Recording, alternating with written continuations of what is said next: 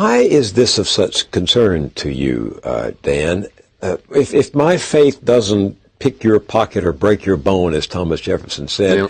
why should you care what I believe? Well, exactly.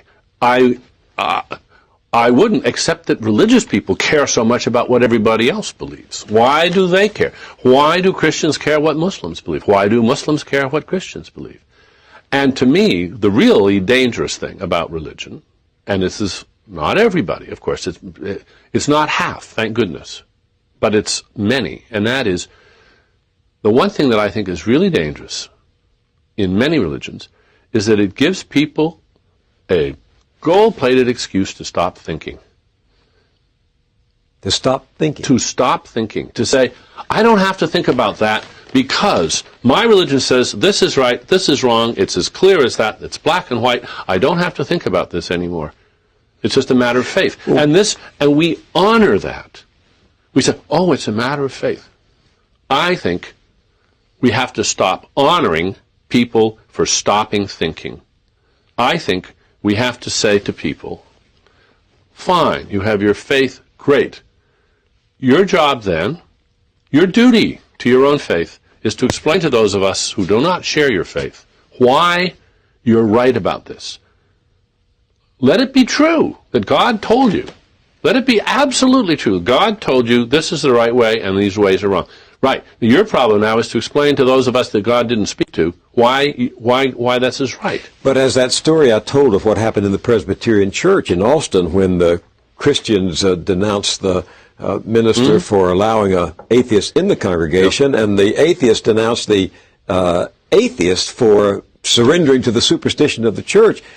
You can't have a real dialogue between people who say, I'm speaking for God, and people who say there is no God to speak. Well, can you?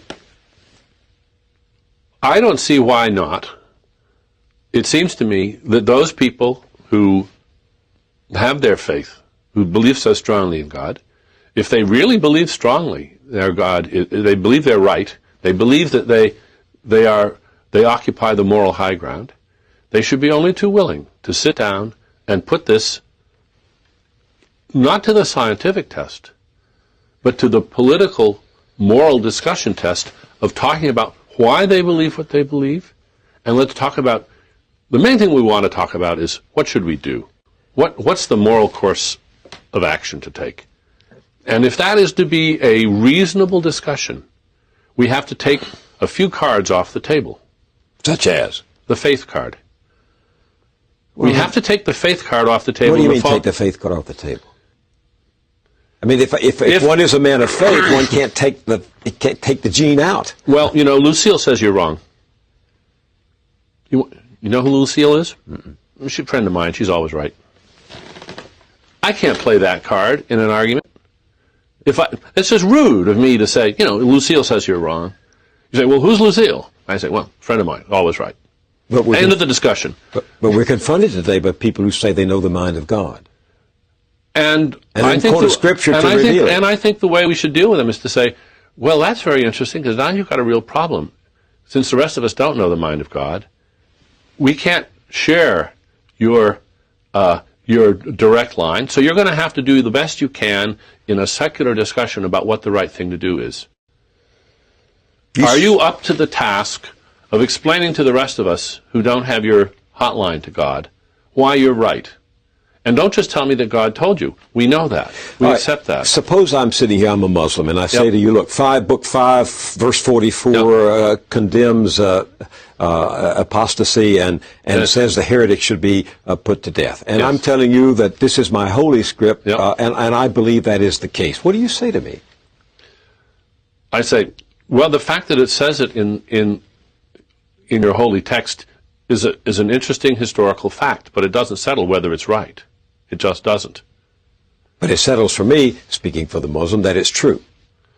Well, it is possible, of course, that many people are simply morally incapacitated for engaging in moral deliberation. How come? You have to do it. Wouldn't you have to submit that to a scientific test of observation and verification? If they can't hold a discussion, a reasonable, respectful political discussion about these issues without simply playing the faith card, then I guess they have to admit that they can't defend what they're saying. I think the big problem that we have is we have been too willing just to let people play the faith card, and it just trumps everything. And it might have been all right, except it's being abused a great deal around the world today. And I think, and besides, nobody believes that. Let's face it. If somebody came up and said, look, my religion says that well, I don't have to make up a case. I'm going to take the case of apostasy you just mentioned. Mm. There are clerics in Islam right now who say, death for apostasy, that's our religion, and we should do it. And I think everybody in the world should stand up and say, don't be ridiculous.